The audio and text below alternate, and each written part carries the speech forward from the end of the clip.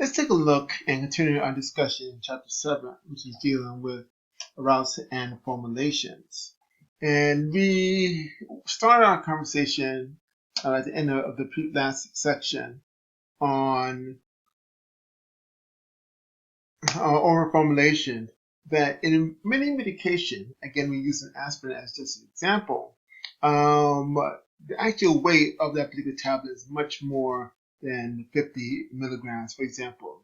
So if a drug X is 50 milligrams, the actual weight will be more than 50 milligrams because of the inactive ingredients or some of the other inactive ingredients that you may have within a medication.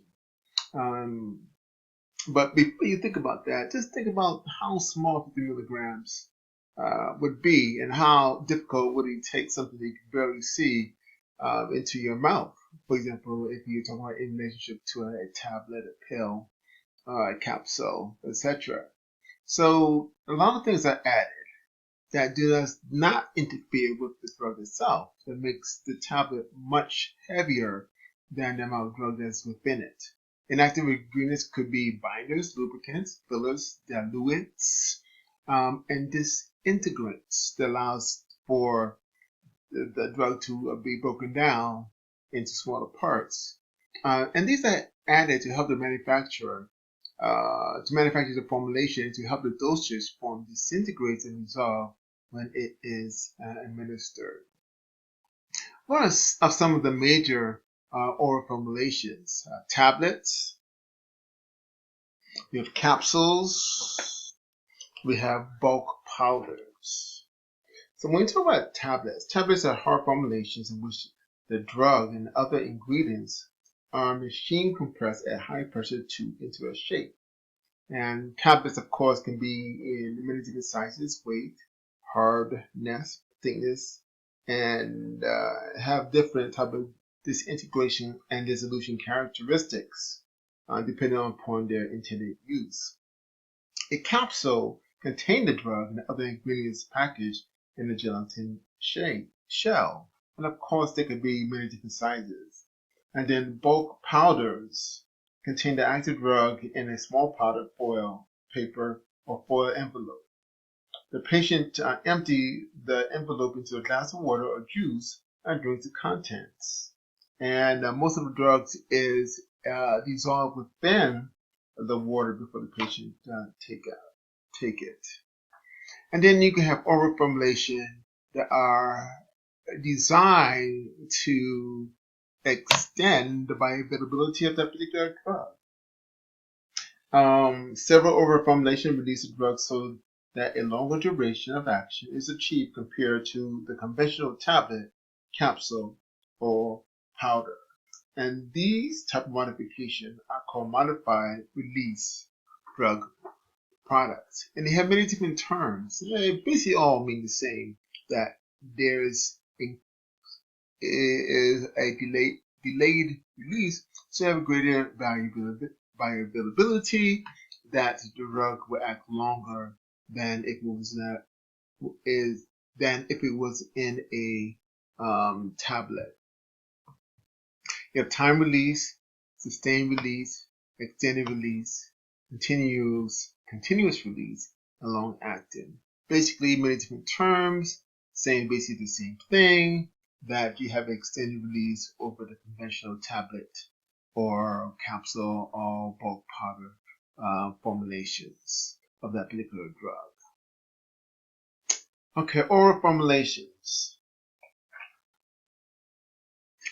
Continues, and we have different type of liquid formulations, such as syrup, elixirs, spirits, and tinctures. So when we talk about syrups, we are talking about that they are concentrated or nearly saturated solution of sucrose, which is a sugar in water. When we talk about an elixir, they are clear, sweetened, hydroalcoholic liquids intended for oral use. And when we talk about spirits or essence, under the name of spirits, are alcoholic or hydroalcoholic solution of volatile substances such as volatile oil, and alcohol content range between 60 to 85% of the solution. So there are many times used as a flavoring agent, but sometimes that particular type of spirit may have a medicinal effect. And then you have tinctures. Tinctures are alcoholic or hydroalcoholic solutions of non-volatile substances. Tinctures of a potent drug have 10 grams of the drug in each 100 milliliter of tincture, and they will be considered a 10% tinctures. Okay, so these are the different type of oral formulations you should be familiar with. To continue this particular discussion, you have what's called suspensions. Suspensions are formulations in which the drug does not completely dissolve in the solvent. The drug particles are suspended in formulation. Since they are intended for oral administration, suspensions are many times sweetened and flavored. So not dissolved in the solvent, must stay suspended long enough to obtain a uniform dose, and must be easily redispersed with shaking. Yes, there's more. Many different types of oral formulations. So oral formulation is where some formulation contain both an aqueous and oleaginous or oil-based component. These two non-mixable components can be formulated into a homogeneous mixture when an emulsifying agent, such as which is also called an emulsifier, is used. And so it is putting oil and water together, and many times oil and water, of course, don't mix. Creaming occurs when the spinach droplets merge together, and they can be dispersed by shaking. And we have a coalescence, which is an irreversible of the dispersed phase, in which you don't get any type of separation once they are mixed. Emulsions are used in many routes of administration. Oral administration can be used by patients generally object of having the oily feeling of emulsions in their mouth. Okay, and then other types of ways of getting that to the patient is important. So most typically, emulsions are used for topical administrations, such as found in cream solutions or ointment base, but it could be also an oral administration of that particular type of drug. Also, you have gels. Gels are made using substances called gelling agents that increase the viscosity of the medium in which they are placed. The gelling agents form an interlacing three-dimensional network of particles that restrict the movement of the solvent. Gelling agents are most often added to ingredients to liquid formulation. So basically, use gelling agents. Takes 12 to 24 hours to reach maximum viscosity, and you add the active drug before the gels form. So the drug is in the gel. Certain definition that we should be familiar with, we just talk about that in relationship to emulsifiers.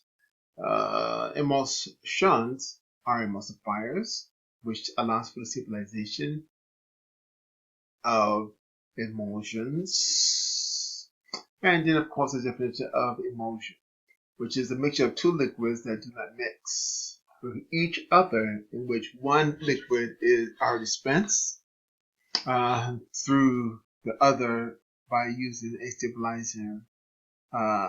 stabilizer called emulsifier. All right. So just very, very quickly, we talk about oral formulations. We are talking about solutions, aqueous solutions, non-aqueous solutions, syrups, elixirs, spirits or essence, textures, suspensions, emulsions, and gels.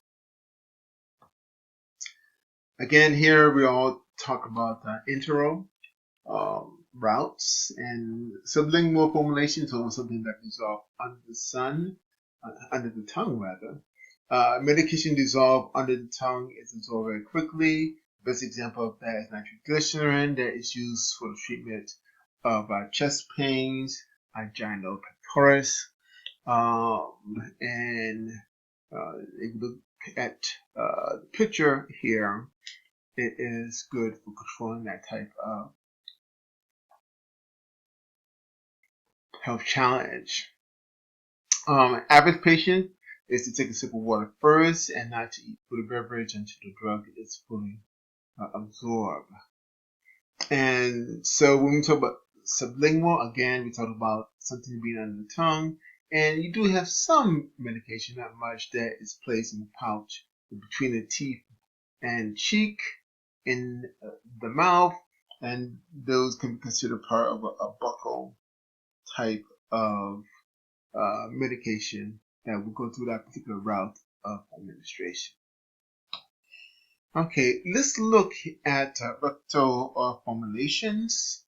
The rectal, we're talking about rectal, something associated with the end of the alimentary canal, or rectum. And this is where stool is extracted and leave of the body, food that is digested by the body. And it can be a preferred route under these particular circumstances. One, this is when an oral drug might be destroyed, diluted by acidic fluid in the stomach. Remember, the stomach has a pH of 1 to 2. When an oral drug might be too readily metabolized by the liver or eliminated from the body. And we'll talk about that a little bit later on. That's called first pass.